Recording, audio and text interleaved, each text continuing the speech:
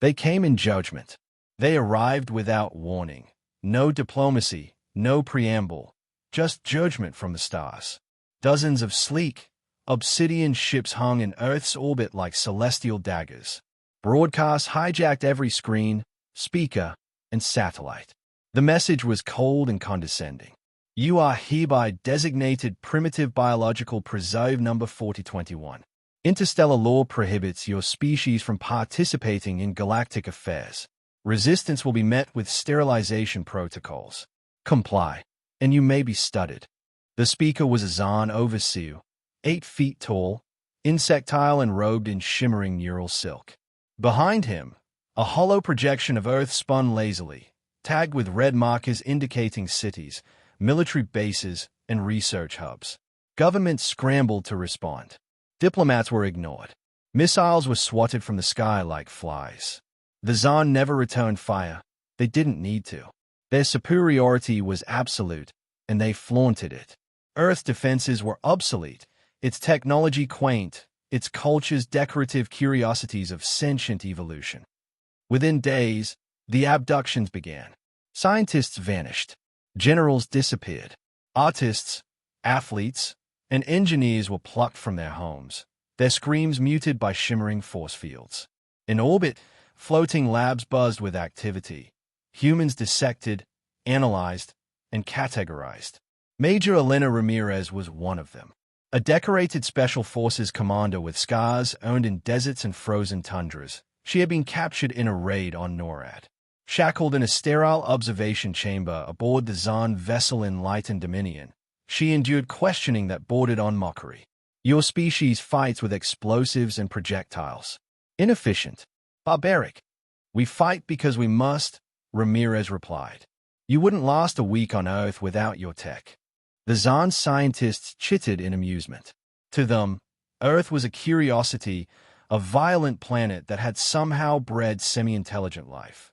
They catalogued humanity's traits: high aggression, rapid adaptability, emotional unpredictability, not as strengths, but as glitches in evolution. One report labeled humans resourceful vermin. In her cell, Ramirez watched others break. Some cried, some went silent, some begged for mercy that never came. She memoized guard shifts, studied door patterns, counted seconds between power cycles. She whispered to fellow prisoners in Spanish, Russian, and Pashto, building quiet trust across languages and creeds. Back on Earth, humanity raged, but it was a helpless rage. World leaders issued defiant broadcasts, but their words fell on alien silence. Protests turned into riots. Underground networks formed. Engineers hacked alien transmissions. Soldiers trained in secret, even knowing they might never face their enemy. The Zaan thought they had won. They believed their conquest was complete without a single shot fired. But they missed something critical, something that couldn't be measured in scientific data or observed in petri dishes. Resolve. In her cell, Ramirez smiled when the lights flickered, an anomaly to the aliens. But to her, it meant someone on Earth had broken through. It was the first sign, a crack in the armor. She leaned toward the surveillance orb and whispered, "You think we're primitive, but you forgot what primitives do when cornered. We bite." Death World lessons. The Zaan called Earth a death world, not as praise, but as a justification. According to their logs, any species evolved on such a chaotic planet must be inherently unstable, dangerous, and unfit for integration. They saw Earth as a mistake of biology, a planet where everything sharpens to survive. They weren't wrong, but they misunderstood what that meant. Aboard the Enlightened Dominion, the Zaan scientists examined human prisoners like exotic insects. They were fascinated by the human immune system, baffled by the psychological tenacity under stress. One technician noted that a human had survived third-degree burns, malnutrition, and confinement without crying once. They labeled it an anomaly. In cell block 3, Major Elena Ramirez sat cross-legged, eyes half-closed. A younger prisoner, Raj Patel, whispered from the corner, "They are watching everything, even our dreams, I think." "They can watch," Ramirez said.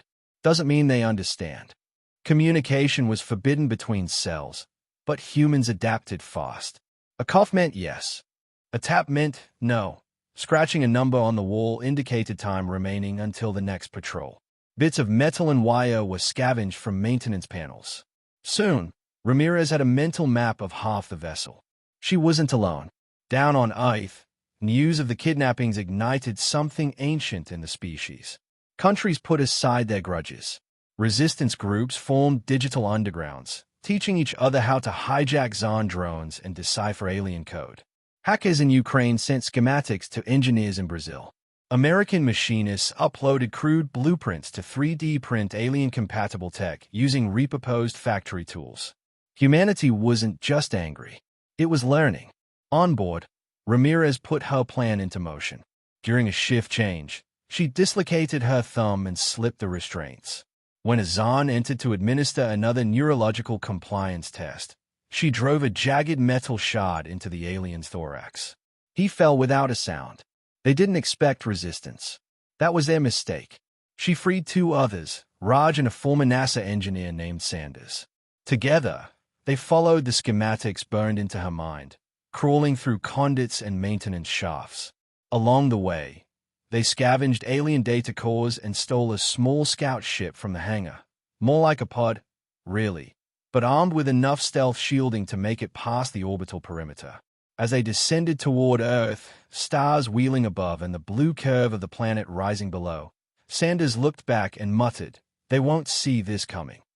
Ramirez stayed down at her homeworld, scarred, chaotic, wild. But it was hers. "They don't know what we are," she said. "They think this is a zoo. But Earth is a crucible, and we're what it made." Back on the Zon vessel, red lights flashed. A containment breach. Missing personnel. Unclassified threat emerging. And yet the overseers dismissed it as an error. A blip in the system. They had no idea what they had just released. From Fire and Wire, humanity had always been a survival-driven species. The Zon thought they had seen everything, but they had underestimated Earth's ability to adapt and innovate under pressure. With stolen alien technology, crude yet deadly human ingenuity, and the will to fight back, Earth's revenge was just beginning. The first strike came without warning. A hybrid human-Zon ship, cobbled together from the wreckage of an alien drone and human weaponry, slipped through Earth's atmosphere and attacked an unguarded Zon outpost in the asteroid belt. It wasn't a full assault, just a surgical strike, a lesson in calculated violence. The hybrid ship released a barrage of makeshift missiles, loaded with reverse-engineered Zon explosives. The explosion that followed shredded the outpost's outer hull, sending fragments spinning into the cold void. The Zon hadn't even had time to activate their defenses. It wasn't just the attack that left the Zon commanders stunned. It was the speed and brutality of it. The humans hadn't just used alien technology. They had turned it into a weapon of their own, weaponized with a unique creativity and raw determination. Back on Earth, the world watched in stunned silence as the Zon ships in orbit began responding, scrambling their fleets to retake control of the skies. Humanity had begun fighting back, and it wasn't the primitive resistance the Zon had expected. It was a force that operated with ruthless efficiency and guerrilla tactics. Zon communication channels buzzed with confusion, with commanders arguing that the primitives were not just reacting, they were learning. Meanwhile, Ramirez, now back on Earth, rallying forces, took charge of the effort. Humanity's military leaders, former scientists, engineers, and rogue AI developers united under her banner. In underground bunkers and makeshift command centers, they crafted new weapons, tactical EMPs that could disable the Zon's tech, drones rigged with Earth-made explosives, and jamming devices that disrupted their communication networks. The first human-made warship, the Vengeful Spirit, was launched. Its hull was rough, imperfect, but equipped with technology stolen from the Zon and modified for human use. It wasn't just the ship itself. It was a message. "We are here," Ramirez said over a live broadcast, standing in front of a war map. "You thought we were too primitive to fight back. But you didn't know our strength, our ability to adapt. You didn't know that we fight for more than survival. We fight because we refuse to bow." The Zon was struggling to understand it. In their databanks, humans were an anomaly, fighting species, resilient and wild, capable of extremes. But they hadn't accounted for the human spirit. Earth was no longer a primitive planet to be pacified. It had become a world of rage, creativity, and vengeance. On the vengeful spirit, Ramirez stood at the command deck as the crew prepared for the next attack. She looked out at the stars, her face hard as iron. We've only begun. And on the surface of Earth, humanity was preparing for the next wave of retaliation. This time, it wouldn't just be one outpost. It would be an entire fleet. The fall of arrogance. The Zan overseers had underestimated humanity, and now they were paying the price. What had begun as a single strike, an uncoordinated, chaotic, and desperate act of defiance, had grown into a full-scale rebellion. The hybrid ships, the guerrilla tactics, the strikes against key Zan assets, it was all part of a larger, unstoppable momentum. The first sign that the Zan were truly in danger came when their communications began to falter. Their military channels, encrypted with sophisticated alien algorithms, were suddenly being intercepted by jamming signals. Their precious data was being leaked, decrypted, and sent back to Earth. Zan forces scrambled to regain control, but every time they thought they had the upper hand, humanity adapted, countered, and struck back harder. Their greatest mistake had been thinking that Earth's greatest strength was its technology. The truth was far more dangerous. Earth's strength was its people, its ability to unite under pressure, and its refusal to stay down. The final offensive was a coordinated, overwhelming assault on the Zan capital shipyard. The vengeful spirit, along with hundreds of repurposed human Zan hybrid vessels, approached the heart of the Zan fleet with silent precision. This wasn't just an attack, it was a statement. "We're not here to beg for mercy," Ramirez said, addressing the human fleet through comms. "We're here to erase the idea that you can own us, that you can break us. This ends today." As they entered the heavily fortified sector, the Zan opened fire, unleashing waves of plasma and antimatter bombs. Their weapons were powerful, but their aim was desperate.